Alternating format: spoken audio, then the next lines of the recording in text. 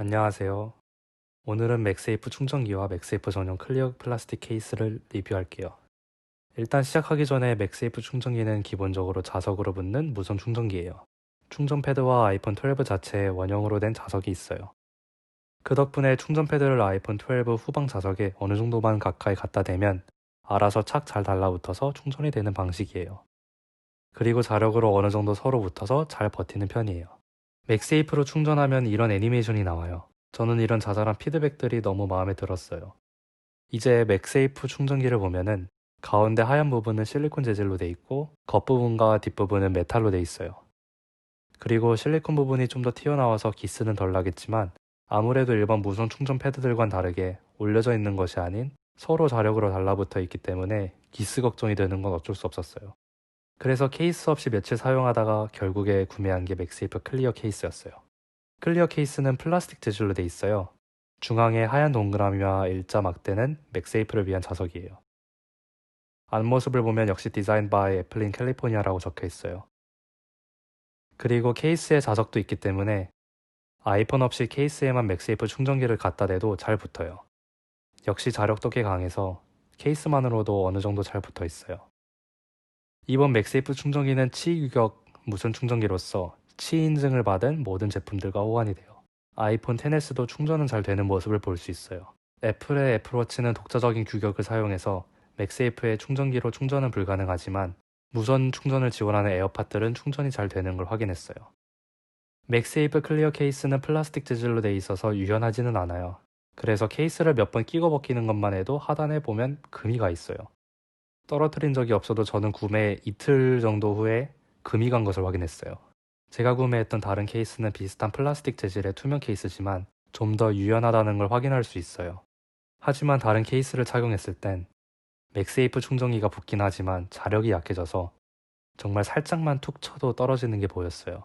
충전은 되긴 하지만 일반 무선 충전 패드처럼 두고 사용하는 것이 아니면 사용하기에는 힘들어 보였어요. 이제 한번 아이폰 12 프로 맥스의 맥세이프 클리어 케이스를 착용해 볼게요. 착용을 하면서 아이폰에서 둥 하는 소리가 나는 걸 들을 수 있어요. 정말 사소한 것이지만 소리로 피드백을 준다는 것이 재밌어요. 이제 맥세이프 클리어 케이스 착용감을 말해보자면 딱히 많이 두껍다는 느낌은 많이 받지 못했어요.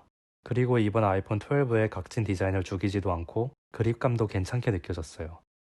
플라스틱 재질 치고도 촉감이 생각보다 부들부들해서 좋았어요. 그리고 옆면에 진동 모드 버튼 구멍이 있고 볼륨 키와 전원 키 위치에 어느 정도 파열은 있지만 생각보다 힘은 좀 더 줘야 돼요. 그리고 하단부는 다 뚫려 있어요. 저는 그게 아쉽게 느껴졌어요. 다른 케이스는 하단이 막혀 있지만 마이크, 스피커, 충전기 구멍 위치는 뚫려 있어서 보호가 되는 느낌이지만 맥세이프 클리어 케이스는 아무래도 뚫려 있다 보니 충격으로부터 덜 보호될 것 같은 느낌에 불안해요. 이제 케이스를 끼고 충전을 해보면 역시 충전기가 잘 붙어요. 오히려 케이스에도 자석이 있다 보니까 자력이 더 강해지는 느낌이에요. 무엇보다 사람들이 말하던 디자인 같은 경우는 저는 개인적으로 밑에 짝대기는 아쉽긴 하지만 원형 모양은 이해할 수 있을 정도의 모습이라 생각해요. 조금만 적응하면 괜찮게 느껴지는 느낌이에요. 먼저 이번 이슈가 됐던 맥세이프 발열 문제를 보기 전에 일단 저는 핸드폰을 이런 식으로 파지를 합니다. 세로로 볼 때는 저는 이런 식으로, 그리고 가로로 볼 때는 돌려서 한 손이나 두 손으로 이런 방식으로 파지를 합니다. 그렇기 때문에 맥세이프 충전기에 닿을 일이 별로 없어서 생각보다 발열이 크게 느껴지는 정도는 아니었습니다. 선 처리도 두 손으로 잡을 땐 밑으로 뺄 수 있기에 일반 유선 충전기를 사용했을 때 손에 걸린다는 게 없어서 편했습니다. 세로로 볼 때도 손과 맥세이프 충전기 사이에 공간이 있기 때문에 손에 걸리는 것도 없고 오히려 맥세이프 충전기를 잡고 있을 수 있어서 좀 더 안정적으로 잡으면서 그립을 할 수 있었어요. 그래서 저는 파지하는 습관 때문에 손과 충전기 사이에 공간이 떠서 발열이 크게 와닿지 않았어요. 물론 발열이 없지는 않지만 크게 사용할 때 불편을 느낄 순 없었어요. 충전 속도도 생각보다 나쁘지 않았어요.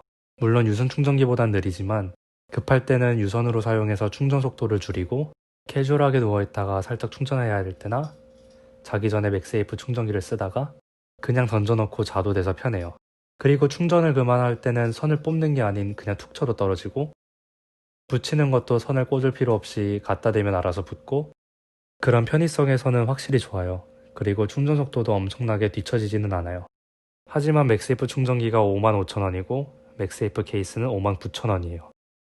그 두 개를 같이 사기에 괜찮은 가격인가라고 한다면 그거는 또 조금 개인마다 다르게 느껴질 것 같아요.